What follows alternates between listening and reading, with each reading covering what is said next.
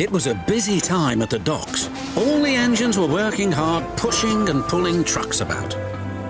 One morning, Percy was late.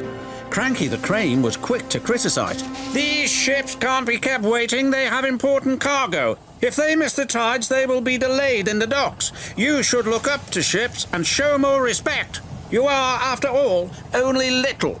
"We've got too much work," huffed Percy. "Then perhaps a lorry should do your job." Percy was shocked. He told the other engines what Cranky had said.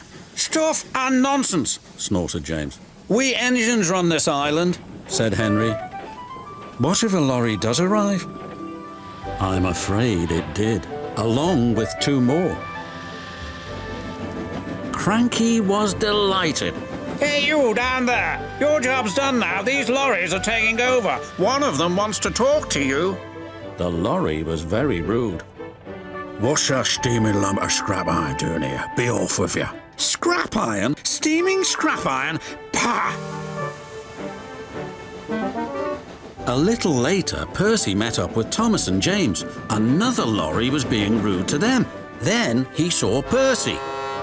"Oh, look, it's a little green goblin on wheels. You'll be scrapped. Just you wait and see." "Well, boss, my boiler, what a horrid lorry!" exclaimed Thomas. "Despicable," agreed James. The next engine to meet a lorry was Toby. "Well, well, well.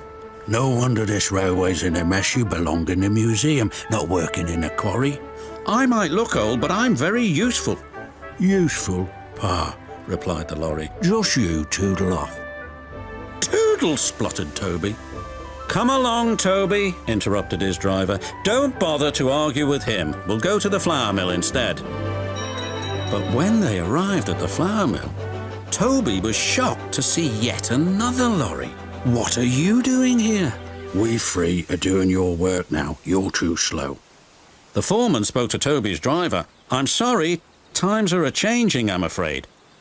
"Toby might be old," replied his driver, "but he's reliable. Come on, Toby, we'll go to the farms. They'll still use us." Toby trundled sadly away. His railway ran through a narrow gorge, but vehicles had to tackle a steep and dangerous road. When Toby arrived, he saw the lorry from the quarry again. It was loaded with rock. "That lorry's in trouble," thought Toby. And he was.